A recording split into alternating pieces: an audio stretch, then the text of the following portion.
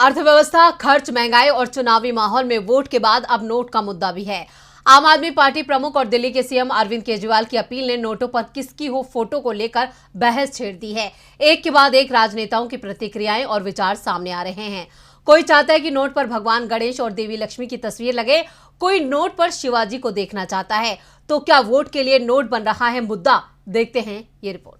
बुधवार को सीएम केजरीवाल ने कहा कि केंद्र सरकार से अपील है कि गांधी जी के साथ करेंसी नोट पर लक्ष्मी जी और गणेश जी की तस्वीर हो।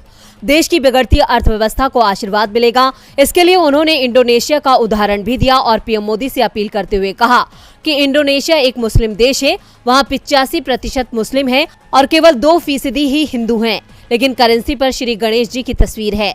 मैं प्रधानमंत्री से अपील करता हूं कि मां लक्ष्मी और श्री गणेश जी की तस्वीरों को नए नोटों पर होना चाहिए।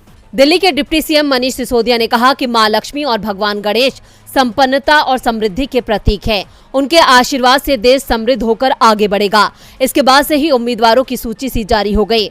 महाराष्ट्र में बीजेपी विधायक नितेश राणे ने भी छत्रपति शिवाजी की फोटो लगाने का सुझाव दिया। इसके लिए उन्होंने ट्विटर पर 200 रुपए का नोट भी पोस्ट कर दिया और उसे परफेक्ट बताया।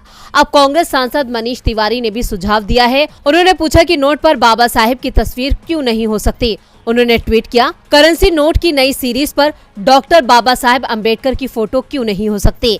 एक तरफ महान महात्मा और दूसरी तरफ डॉक्टर अम्बेडकर अहिंसा, संविधानवाद और समतावाद के साथ आने से आधुनिक भारत को जोड़ेगा। कुछ दिनों पहले अखिल भारत हिंदू महासभा ने भी महात्मा गांधी की फोटो की जगह नेताजी सुभाष चंद्र बोस की तस्वीर शामिल करने की मांग उठाई थी। पश्चिम बंगाल के कार्यकारी अध्यक्ष चंद्रचूड़ गोस्वामी ने कहा था, हमें लगता है कि भारत की आजादी के संघर्ष में नेताजी का योगदान महात्मा गांधी से कम नहीं है। भारत के महानतम स्वतंत्रता संग्राम सेनानी के सम्मान का सबसे अच्छा तरीका करेंसी नोट पर उनकी तस्वीर होगी। गांधी जी की तस्वीर को नेताजी के साथ बदल देना चाहिए। इन सब पर बीजेपी प्रवक्ता संबित पात्रा ने कहा, अपनी सरकार की खामियों को छुपाने और आम आदमी पार्टी की हिंदू विरोधी मानसिकता से लोगों का ध्यान भटकाने के लिए केजरीवाल राजनीतिक ड्रामा कर रहे हैं। फिलहाल तो ये मामला शांत होता नजर नहीं आ रहा है।